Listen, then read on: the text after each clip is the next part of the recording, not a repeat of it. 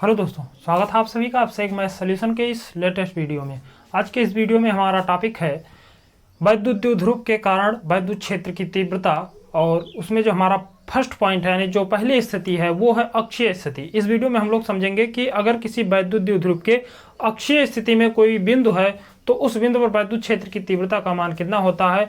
इसी का सूत्र हम लोग इस वीडियो में डेरिवेशन करेंगे, उसका निगमन करेंगे। तो आप हमारे साथ वीडियो को पूरा जरूर देखिए ताकि आपको ये वीडियो अच्छे से पूरा स्टेप बाय स्टेप समझ में आ सके।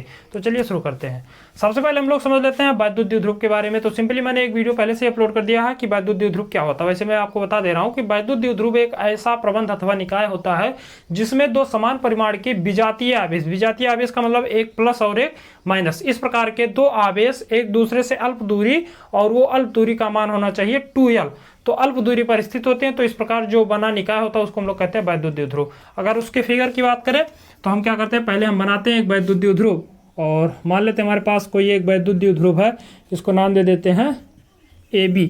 AB क्या है, एक वैद्युत द्विध्रुव है और इस पर दो आवेश, एक पर प्लस और एक पर माइनस, ये दो विजातीय आवेश, एक प्लस एक माइनस, इसको हम क्या कहते हैं विजातीय आवेश, एक दूसरे से कितनी दूरी पर है 2l दूरी पर। यानी इन दोनों जो आपके आवेश इनके बीच की दूरी कितनी है, तो 2l दूरी है। ये मान लेते हैं इस वैद्युत द्विध्रुव का क्या है, मिड पॉइंट है। अब हम क्या करेंगे, इसी द्विध्रुव के कारण कोई एक बिंदु इसके अक्ष में लेंगे। इसके अक्ष का मतलब जैसे इस प्रकार से ये हमारा x अक्ष होता है, ये y अक्ष होता है। तो ये हमने ये जो द्विध्रुव बनाया वो किस अक्ष में है, तो ये हमारा x अक्ष में है। तो हम क्या करेंगे, इसी अक्ष के अनुदिश ही कोई एक बिंदु मान लेते हैं। तो हम क्या करते हैं, मान लेते हैं कि जो हमारा ये वैद्युत द्विध्रुव है इसके मिड पॉइंट O से कोई एक बिंदु है जो कि नाम दे देते हैं P। तो इस बिंदु P पर इस द्विध्रुव के कारण, ये जो आपका द्विध्रुव AB है, इसके कारण हमें बताना है वैद्युत क्षेत्र की तीव्रता का मान। तो हम क्या करेंगे, अब इस पर वैद्युत क्षेत्र की तीव्रता, वैद्युत क्षेत्र उत्पन्न कैसे होता है, तो मैंने आपको बताया है जहां कहीं भी आवेश होता है तो उस आवेश के चारों ओर क्या होता है, एक क्षेत्र होता है। उसी क्षेत्र को हम लोग कहते हैं वैद्युत क्षेत्र। तो यहाँ पर आप देखिए दो आवेश हैं, ये तो पूरी युक्ति क्या है, वैद्युत द्विध्रुव है। लेकिन यहाँ पर बात की जाए तो एक पर प्लस है एक पर माइनस है, यानी दो आवेश यहाँ पर उपस्थित हैं।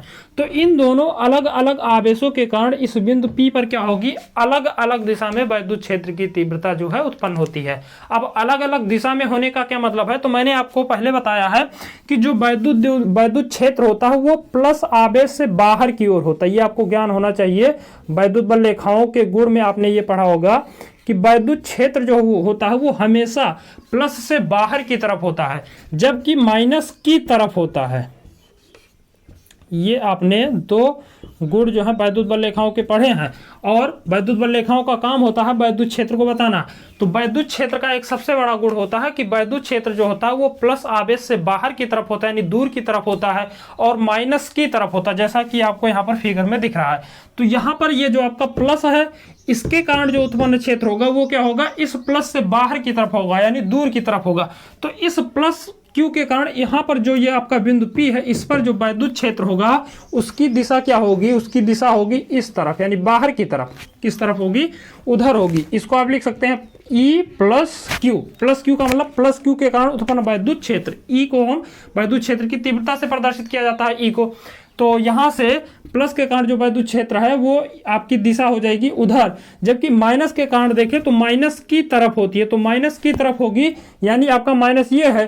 तो यहाँ पर जो बिंदु P पर उत्पन्न वैद्युत क्षेत्र होगा वो किस दिशा में होगा, वो इस दिशा में होगा, माइनस की तरफ। तो इसको आप लिख सकते हैं E माइनस Q। तो आई होप आपको समझ में आ रहा होगा, बहुत सिंपल सा टॉपिक है। आपको ध्यान रखना है कि जो वैद्युत क्षेत्र होता है वो प्लस आवेश से बाहर की तरफ होता है जबकि माइनस आवेश की तरफ होता है, यानी माइनस आवेश की ओर होता है। तो यहाँ पर इस प्लस के कारण जो उत्पन्न वैद्युत क्षेत्र है यहाँ पर वो क्या होगा, उधर होगा, यानी बाहर की तरफ होगा, जो कि माइनस के कारण जो उत्पन्न वैद्युत क्षेत्र है वो क्या होगा, आपका अंदर की तरफ होगा, आवेश की ओर होगा। तो आई होप आपको ये अच्छे से यहाँ तक समझ में आया होगा। अब हम क्या करते हैं, ये जो आपका प्लस है माइनस है, इसके कारण जो ये उत्पन्न क्षेत्र है अलग अलग, इसका मान कितना है, तो इसका हमने एक डेरिवेशन कर लिया कि बिंदु आवेश के कारण उत्पन्न वैद्युत क्षेत्र। तो हम क्या करते हैं, वही सूत्र यहाँ पर उपयोग में लाएंगे। तो पहले हम क्या करते हैं, सारी चीजें व्यवस्थित रूप से लिख देते हैं ताकि अगर आप नोट्स बनाना चाहें तो आपको नोट्स बनाने में आसानी हो। तो यहाँ पर हम लिखेंगे, माना आप नोट्स बनाते हुए चलेंगे, एक वैद्युत द्विध्रुव AB है जिसके A सिरे पर प्लस Q तथा B सिरे पर माइनस Q आवेश स्थित है। अब देखिए तो A पर क्या है, प्लस Q है, B पर क्या है तो माइनस Q आवेश स्थित है। अगली लाइन में लिखेंगे माना द्विध्रुव के मध्य बिंदु, द्विध्रुव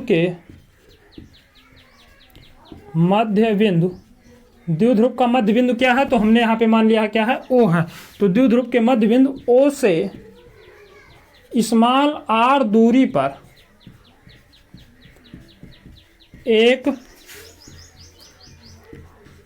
बिंदु P है। ये आप यहाँ से जो बिंदु P है इसकी दूरी को आप लिखेंगे स्मॉल r दूरी। ये हमने मान लिया कि मान लेते हैं स्मॉल r दूरी पर क्या है, इसके मध्य बिंदु से एक बिंदु क्या है, P स्मॉल r दूरी पर स्थित है। तो स्मॉल r दूरी पर एक बिंदु P है जिस पर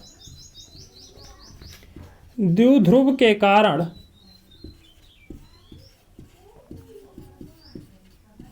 वैद्युत क्षेत्र का मान ज्ञात करना है। तो ये क्या करेंगे आप, इतनी थ्योरी लिखेंगे ताकि आप जब एग्जाम में पूछा जाए तो आपको थ्योरी लिखनी पड़ेगी। तो यहाँ तक सारी चीज़ें आपको समझ में आ गई होंगी। बहुत सिंपल, जो मैंने चित्र में बनाया वही यहाँ पे हमने नोट कर दिया। अब यहाँ पर हमें बताना है वैद्युत क्षेत्र का मान, लेकिन हम वैद्युत क्षेत्र का मान टोटल कैसे ज्ञात करेंगे। टोटल को ज्ञात करने के लिए हमें क्या करना पड़ेगा, इस प्लस वाले के कारण और माइनस वाले के कारण इस बिंदु P पर क्षेत्र की तीव्रता का मान लिखना पड़ेगा। तो हम यहाँ पर लिखते हैं अगली लाइन से, माना प्लस Q के कारण बिंदु P पर उत्पन्न वैद्युत क्षेत्र, इस Q के कारण इस बिंदु P पर उत्पन्न वैद्युत क्षेत्र किधर है, उस तरफ है, बाहर की तरफ है। तो उत्पन्न वैद्युत क्षेत्र क्या है, E plus Q is equal to हो जाएगा 1/4πε into Q upon R square. ये होता हमारा सूत्र। ये सूत्र हम लोग पिछले वीडियो में पढ़ चुके हैं। एक सूत्र आपने डेरिवेशन पढ़ा है, E is equal to 1/4πε into Q upon R square. ये बिंदु आवेश के कारण उत्पन्न वैद्युत क्षेत्र की तीव्रता का सूत्र होता है। तो इसी सूत्र का हम लोग यहाँ पर उपयोग करेंगे। लेकिन यहाँ पर सारी चीजें तो समान है, प्लस के कारण तो यहाँ पे हमने प्लस आवेश भी लिख दिया। लेकिन ये जो R है, R क्या है, तो R होता है इस बिंदु Q से, या जो आपका आवेश Q है यहाँ से इस बिंदु P की दूरी होती है। तो इसकी दूरी को कैसे ज्ञात करेंगे, हमें ये मालूम है कि ये जो द्विध्रुव है इसके मिड पॉइंट से इसकी दूरी कितनी है, स्मॉल r है। और ये जो द्विध्रुव है इसकी लंबाई कितनी है, तो 2l है। तो 2l होने का मतलब ये पॉइंट मिड है, तो यहाँ से इधर वाली जो लंबाई है ये हो जाएगी स्मॉल l, और इधर वाली लंबाई भी हो जाएगी स्मॉल l, यानी l प्लस l दोनों को जोड़ देंगे तो 2l हो जाएगा।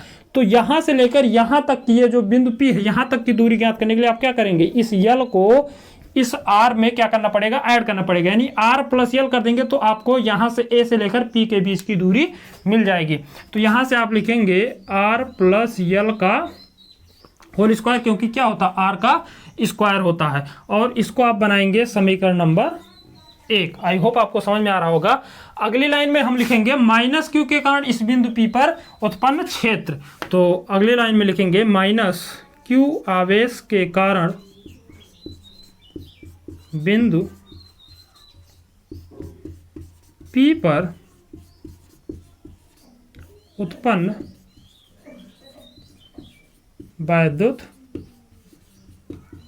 क्षेत्र। अब माइनस के कारण आप देखेंगे तो माइनस के कारण बिंदु P पर उत्पन्न क्षेत्र आपको सूत्र मालूम है पहले से ही। आप यहां पर लिखेंगे E minus Q is equal to 1/4πε into Q upon, अब आर स्क्वायर क्या है, तो इसके ये जो आपका आवेश है यहाँ से इस बिंदु P की दूरी होती है। तो हमें तो ये दूरी तो मालूम नहीं, हमें दूरी मालूम है इसके मिड पॉइंट से स्मॉल आर। इधर वाली दूरी हमें क्या है मालूम है, ये क्या है, यहाँ से लेकर यहाँ तक की दूरी क्या है, स्मॉल एल है। तो अगर हम क्या करें, इतनी लंबाई को, ये इतना वाला हिस्सा क्या करें, घटा दें, किसमें में से, इस पूरे में से, इस पूरे में से अगर इतना हिस्सा हम निकाल दें तो हमें यहाँ से लेकर यहाँ तक की दूरी मिल जाएगी। तो आप यहाँ से लिखेंगे, यहाँ से लेकर के ये जो आपका मिड पॉइंट है यहाँ तक की, ये जो आपका बिंदु P है यहाँ से यहाँ तक की दूरी जो होगी वो क्या होगी, r माइनस स्मॉल एल। यानी इस पूरे में से अगर हम इतने स्मॉल एल को घटा देते हैं तो हमें इतनी लंबाई प्राप्त हो जाएगी। बहुत सिंपल लॉजिक है, आपको थोड़ा दिमाग लगाना है, थोड़ा सा फोकस करेंगे तो आपको अच्छे से समझ में आएगा। इस पूरे में से इतने को घटाएंगे तो आपको इतना वाला हिस्सा मिल जाएगा। तो यहाँ से हम लिख देंगे r माइनस एल का स्क्वायर, और इसको आप बनाएंगे समीकरण नंबर 2। अब यहाँ से तो हमें मिल गया प्लस के कारण बिंदु P पर तीव्रता और माइनस के कारण भी बिंदु P पर तीव्रता। लेकिन हमें बताना क्या है, हमें बताना है संयुक्त रूप से इस द्विध्रुव के कारण जो टोटल वैद्युत क्षेत्र की तीव्रता है वो कितनी है इस बिंदु P पर। यानी हमें टोटल कुल वैद्युत क्षेत्र की तीव्रता बतानी है। तो कुल वैद्युत क्षेत्र की तीव्रता को बताने के लिए आपको क्या करना है, आपको ये जो आपके प्लस और माइनस आवेश के कारण जो उत्पन्न वैद्युत क्षेत्र है इसका क्या करना है, हमें सदिश योग करना है। यानी दिशा के साथ हमें क्या करना है, इन दोनों को जोड़ देना है। तो अगले लाइन से लिखेंगे, यहां पर लिखेंगे अतः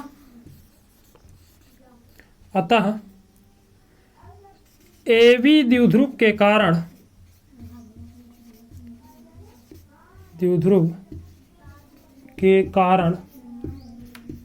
P पर कुल वैद्युत क्षेत्र,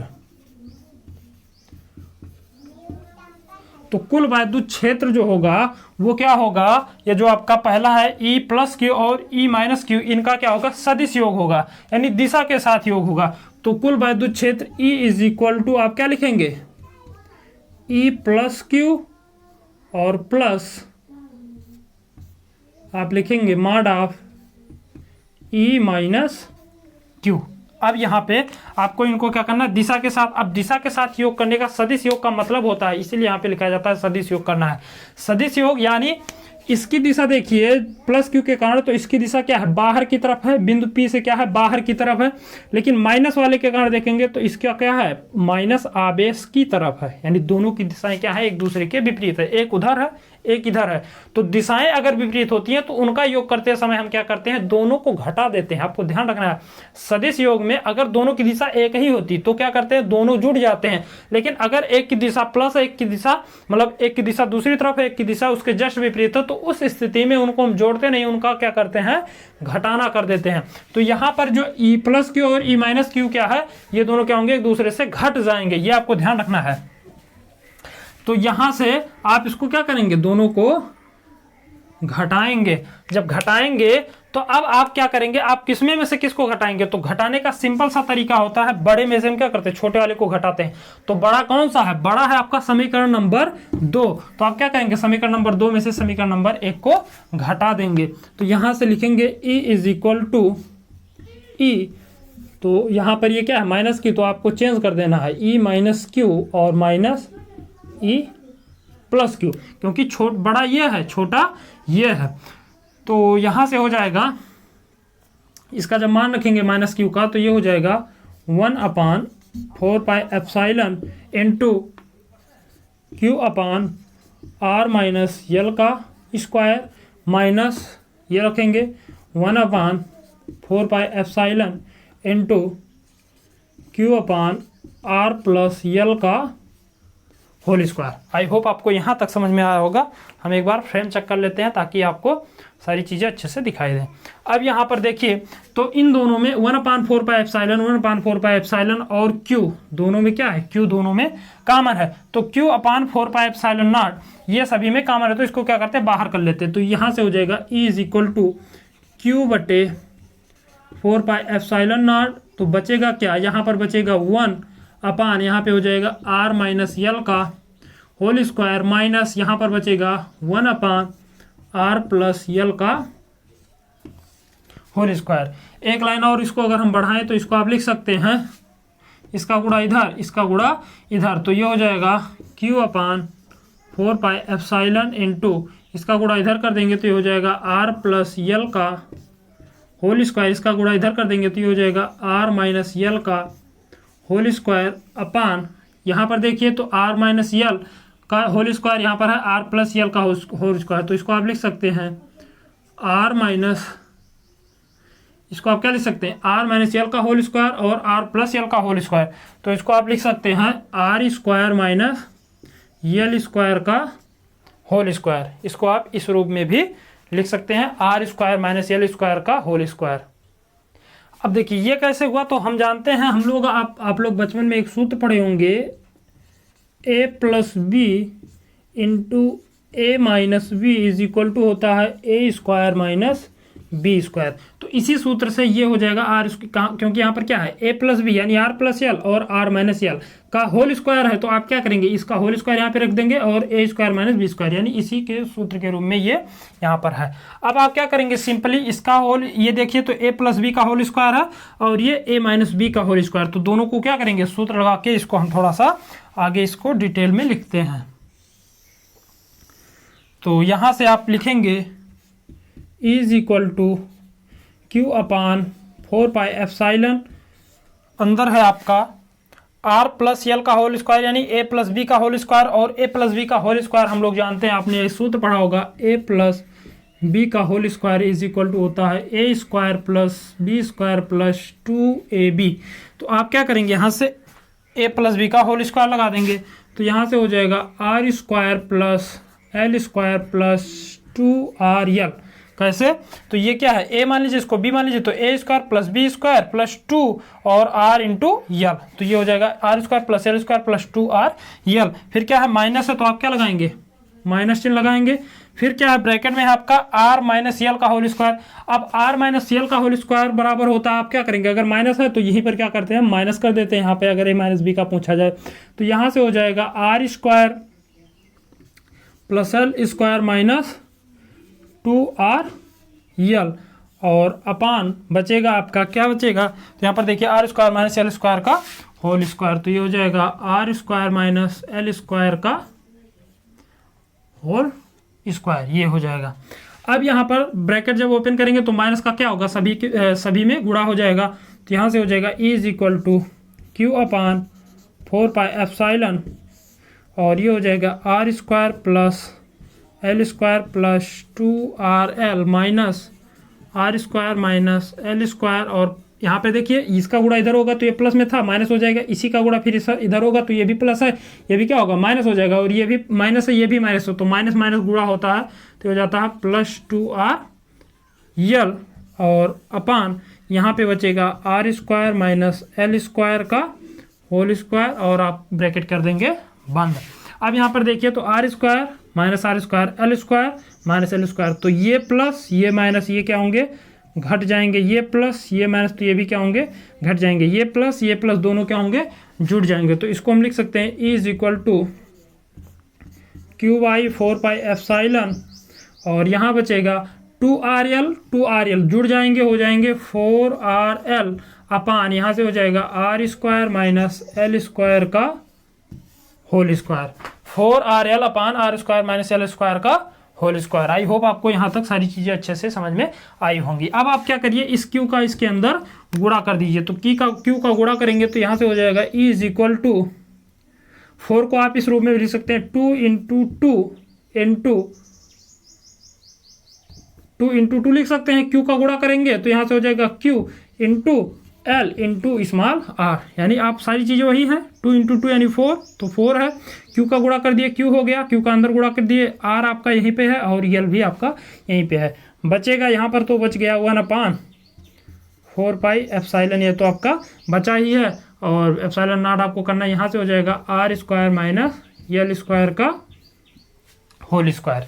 अब यहाँ पर अगर आप ध्यान दें तो यहाँ पर एक चीज़ आपको दिख रहा है 2ql, ये हिस्सा 2ql, ये 2ql है क्या, इसको आपको मालूम होना चाहिए। तो इस 2QL की बात करें तो ये 2QL जो है ये है वैद्युत द्विध्रुव आघूर्ण। अब वैद्युत द्विध्रुव आघूर्ण क्या होता है, तो हमने इसको एक वीडियो पहले से अपलोड किया, अगर देखना चाहें तो देख सकते हैं। वैसे मैं आपको बता देता हूं, वैद्युत द्विध्रुव आघूर्ण जो होता है वो होता है, जैसे ये वैद्युत द्विध्रुव है तो इसके किसी एक आवेश तथा इनके आवेशों के बीच की दूरी के गुणनफल को हम कहते हैं वैद्युत द्विध्रुव आघूर्ण। और वहां पर हम लोग एक सूत्र पढ़ते हैं, P = 2QL, यानी आवेश गुणे उनके बीच की दूरी, आवेश के एक परिमाण इंटू दोनों आवेशों के बीच की दूरी को हम लोग कहते हैं वैद्युत द्विध्रुव आघूर्ण। तो यहाँ पर यही है 2QL बराबर क्या होगा, P। तो यहाँ पर हम लोग जानते हैं, यहाँ पर लिखेंगे चूंकि P = होता है 2Q × L, तो यहाँ से हो जाएगा E = 1/4πε into 2 × P × small r upon हो जाएगा R² - L² का होल स्क्वायर। आई होप आपको समझ में आया होगा, बहुत सिंपल है। इस 2QL की जगह पे हमने क्या कर दिया, P कर दिया, डायरेक्टली P कर दिया। R भी है आपका, 2 भी है, तो R भी हमारा 2 भी है। R² - L² का होल स्क्वायर, R² - L² का होल स्क्वायर, सारी चीजें वही की वही हैं। अब यहाँ पर हम, ये हो गया आपका एक सिंपल सा सूत्र हो गया। अब यहाँ पर हम लोग जानते हैं, यहाँ पर लिखेंगे चूंकि R is more greater than R क्या है, तो ये जो आपका द्विध्रुव है इसके मिड पॉइंट से इस बिंदु P की दूरी है, तो R जो है वो क्या है, L से क्या है, बहुत बड़ा है। R जो है वो क्या है, L से, L देखिए आपका इतना सा हिस्सा है और L जो है इतना, R जो है इतना बड़ा है। तो R की तुलना में जो L है वो क्या है, बहुत ज्यादा छोटा है, यानी R is more greater than is L, यानी R से, ये जो L से R क्या है, बहुत बड़ा है। यानी जो आपका ये द्विध्रुव का आधा वाला हिस्सा, इससे जो है ये जो आपका मिड पॉइंट है यहाँ से इस बिंदु P की दूरी क्या है, बहुत ज्यादा है। तो अगर ये होता है तो इस स्थिति में अतः आप क्या करेंगे, आप लिखेंगे अतः R की तुलना में L को नगण्य मानते हैं, R की तुलना में L को नगण्य मानने पर, यानी R की तुलना में हम क्या करते हैं, L को नगण्य मान लेते हैं। नगण्य का मतलब होता है इसको बहुत छोटा मान लिया जाता है। तो अगर हम बहुत छोटा इसको मान लेंगे तो यहां से हो जाएगा, आप इसको लिख सकते हैं, ये E = 1/4πε0 इंटू 2PR बटे ये हो जाएगा R² माइनस, अब यहाँ पे क्या है, हमने L को क्या मान लिया, नगण्य मान लिया। तो नगण्य का मतलब होता है इसको हम निगलेक्ट कर देंगे, इसको छोड़ देंगे। तो यहाँ से हो जाएगा R² के पावर 2, यानी L को हम क्या करते हैं, नगण्य का मतलब होता है इसको हम काउंट नहीं करेंगे, इसको हम इसमें ना तो जोड़ेंगे ना तो घटाएंगे। तो यहाँ से बच जाएगा R² पे होल स्क्वायर, क्योंकि होल स्क्वायर पहले से ही है। तो यहाँ पे आप इसका जब गुणा कर देंगे तो ये हो जाएगा इज इक्वल टू 1/4πε इंटू यहाँ पर बचा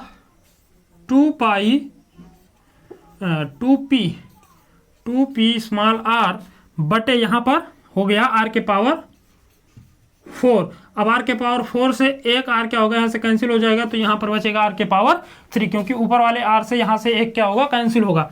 तो यहाँ से हो जाएगा E = 1/4πε इंटू 2p/r³। और यही होगा वैद्युत द्विध्रुव के कारण उसके अक्ष पर स्थित वैद्युत क्षेत्र की तीव्रता का सूत्र। तो यही हमें क्या करना था, सिद्ध करना था। तो यही एग्जाम में जो है पूछा भी जाता है कि आप वैद्युत द्विध्रुव के कारण उसके अक्षीय स्थिति में बताइए कि वैद्युत क्षेत्र की तीव्रता का मान कितना होता है। तो आप इस सूत्र की सहायता से किसी भी वैद्युत द्विध्रुव के किसी भी बिंदु पर अगर वो अक्ष में स्थित तो उसकी अक्षीय स्थिति में है तो वहां पर वैद्युत क्षेत्र की तीव्रता इस सूत्र के द्वारा ज्ञात कर सकते हैं। तो आई होप आपको पूरा वीडियो अच्छे से समझ में आया होगा। आप इसका स्क्रीनशॉट लेना चाहें तो ले सकते हैं और आप अच्छे से इसका नोट्स भी बना सकते हैं। और यदि आपको वीडियो अच्छा लगा हो तो चैनल को सब्सक्राइब जरूर कीजिए, ताकि हम आपको और भी बेहतर तरीके से इसी प्रकार के वीडियोज़ आपके लिए लाते रहें। और वीडियो अच्छा लगा हो तो लाइक भी कीजिए, शेयर भी कीजिए। मिलते हैं अगले वीडियो में, तब तक के लिए जय हिंद।